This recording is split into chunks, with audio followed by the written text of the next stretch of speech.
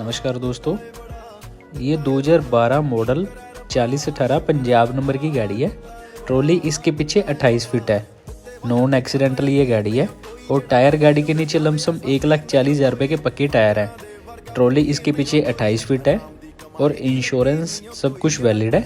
Price की बात करें तो पार्टी इस गाड़ी का 9 लाख रुपये डिमांड कर रही है।